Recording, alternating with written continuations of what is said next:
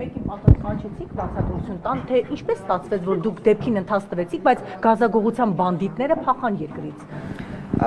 Տեսեք, կոնկրետ դեպքով եւ առհասարակ մշտապես քննարկումներ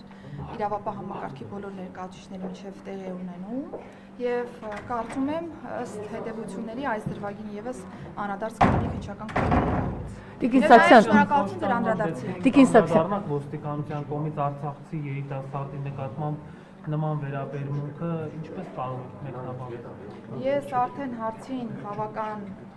հանգամանալից անդրադարձա, կարծում եմ ըստ այդմ նոր հարցադրումների տեղիք չտվեցին։ Բայց այն անդրադարձը կարծես ավելի շատ հերքում էր դեպքը, որտեղ կասկածի տակ եք դնում խոշտանգման փաստը։ Ինչու պետք է մարդը ուզենար սուտ մատնություն անել, հա, արցախցի երիտասարդ սոցիալական շատ հարցեր ունի լուծելու, պետք է ոստիկանների նկատմամբ սուտ մատնություն անել։ Դուք կարծում եմ ամբողջ ընթացքին եղել եք։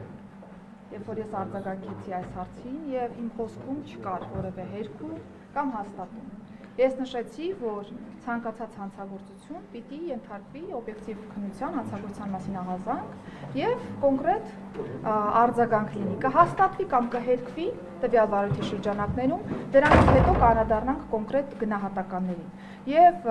իհարկե հասկանում եմ խոշտանգման առումով հարցի ավելի մտահոգիչ լինելը, ավելի զգայուն լինելը, բայց պատկերացրեք օրինակ, որ ձեզ մեղադրում են պայմանականորեն որևէ անձի նկատմամբ բռնություն գործադրելու մեջ եւ միանգամից առանց քննության ֆիքսում են, որ դուք եք մեղավորը։ Դուք կհանդուրժեիք նմանատիպ ֆիքսում, որ դուք մեղավոր են, բայց առաջի դեպքը չի, հա, Սամվել Վարդանյանի դեպքն էլ կա, նախկինում բազում ահազանգեր են եղել ոստիկանության կողմից խոշտանգումների։ Չի կարող այդ բոլորը լինել սուտ մատնություն կամ կեղծ ինֆորմացիա։ Քննությունը կտա բոլոր հարցերի պատասխանները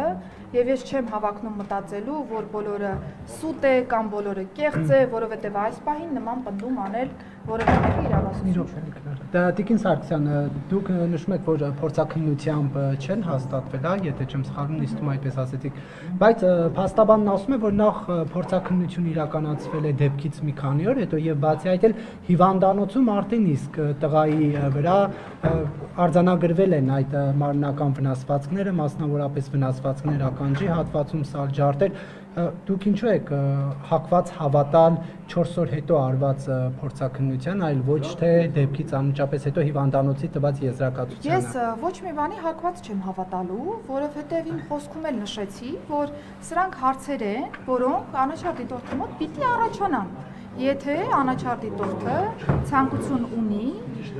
օբյեկտիվ պատկերը հասկանալու։ Հիմա, եթե կար արձագանք, որ 10 րոպեն մեկ, ինտենսիվ ծեծ եւ այլն, առաջարկ դիտորդի մոտ պիտի տպավորություն ստեղծի, որ պիտի լինեն այլ արձանագրումներ, թե հիվանդանոցում, թե դատաբժշկի կողմից։ Իմ նշած հանգամանքը միայն այն է, որ ես որպես այս պահին արդեն իսկ անաչառ դիտորդ քրեական վարույթի աչքերով, իհարկե որպես անաչառ դիտորդ, այլ որ ծառայողական քննության, այս պայծրությամբ այդ հարցերը առնվազն քննարկման առարկա եմ դարձնում ինքս ինձ համար, որպեսզի հասկանամ, թե հետագայում արդեն քննության արդյունքներով ինչպիսի ընթացք պիտի լինի։ Կարծում եմ, որ նույն այդ հանգամանքները, նույն այդ հարցադրումները վստահ պաշտպանական կողմը կդարձնի քննարկման առարկա կոնկրետ վարույթի շրջանակներում։ Կարիք կլինի կրկնակի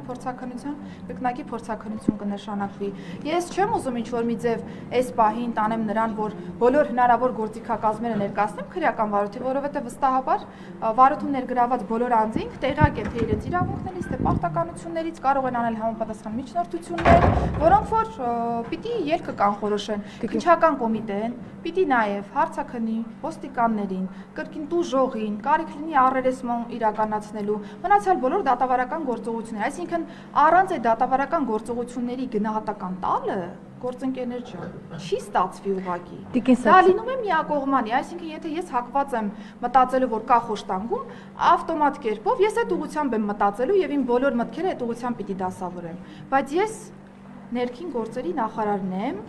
եւ կարիք ունեմ օբյեկտիվորեն իրավիճակը հասկանալու, որը մի կողմից կպաշտպանի մեր քաղաքացուն, ով որ ցանկացած process-ի շրջանակներում կարող է ոստիկանի ոչ իրավաչափ ներգործության ենթարկվել եւ դրա համար ենթարկվի պատասխանատվության, մյուս կողմից, եթե չկա այդպիսի ներգործություն, բայց կա կեղծ մեղադրանք, պաշտպանելու այն ոստիկանության ծառայողին, որը որ չի կատարել որևէ ներգործություն։ Բայց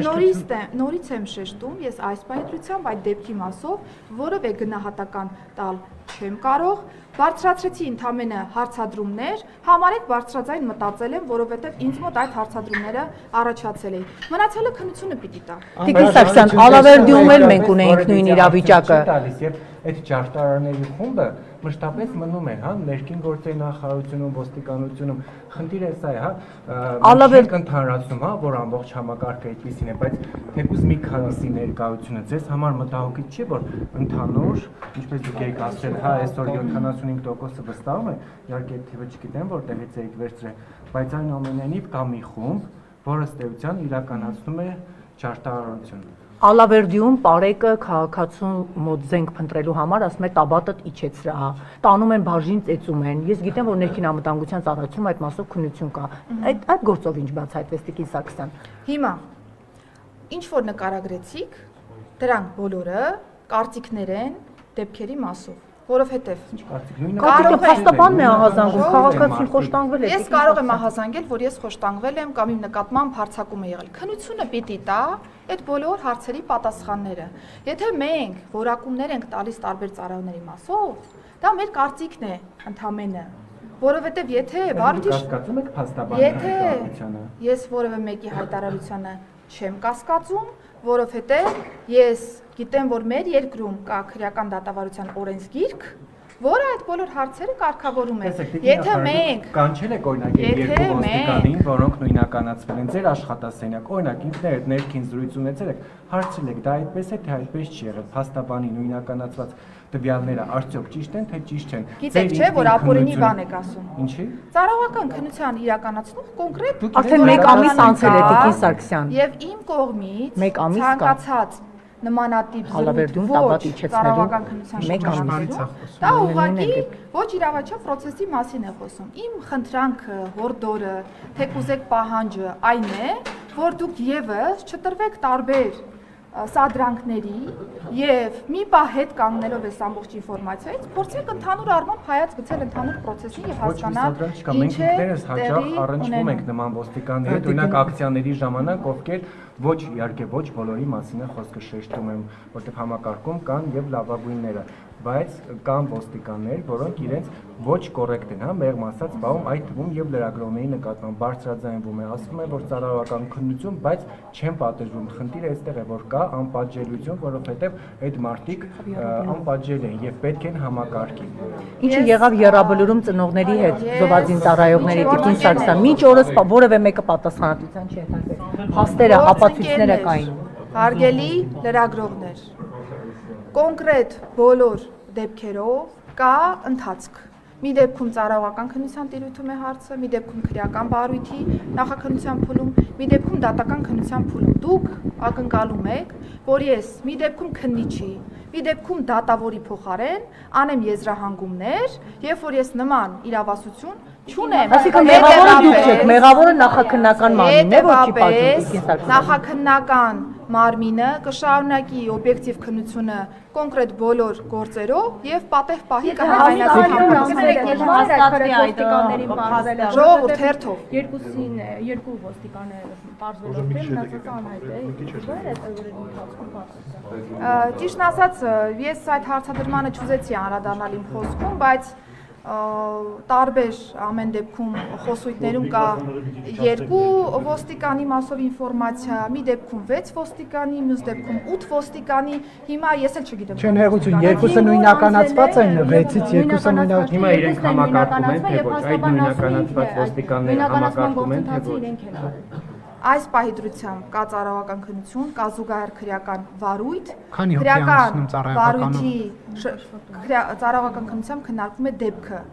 քրեական վարույթի շրջանակներում կա դատավարական գործիքակազմ անձի լիազորությունները ժամանակավոր դադարեցնելու մասով, բայց դրա համար եւս պետք են համապատասխան հիմքեր։ Հիմա որ ասեք, օրինակ, այսօր դադարեցրեք լիազորությունները կամ վաղը դադարեցրեք կամ երեք պիտի դադարեցրած լինեք, դրանց համար հիմքեր են պետք։ Սիրելի լրագրողներ։ Գուցե պատճառը այն է, որ ոստիկանները չունեն բարձրագույն կրթություն եւ բավարար կրթված չեն եւ նման կերպ են իրենց բամ։ Սա ձեզ մտահոգելու եւ քննարկելու հետագայում առիթ չի տալիս, որտեղ օրինակ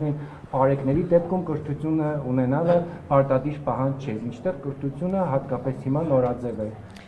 Կրթությունը պարտադիր է բարեկային ծառայողների դեպքում միջնակարգ կրթության տեսքով եւ համաշխարհային պրակտիկայում շատ տրամաբանական է արտաքին ծառայության շրջանակներում անձից չպահանջել բարձրագույն կրթություն, այսինքն նորմալ է, որ մենք բարեկների համար կարող ենք նախատեսված լինել միջնակարգ կրթություն եւ խնդրում եմ այդ գնահատականներով նաեւ չվիրավորել հանրապետությունում միջնակարգ կրթություն ստացած վարչական իրավախախտումների մատուցողների Ինչ վերաբերում է կրթության ոլորտի փոփոխություններին, այո,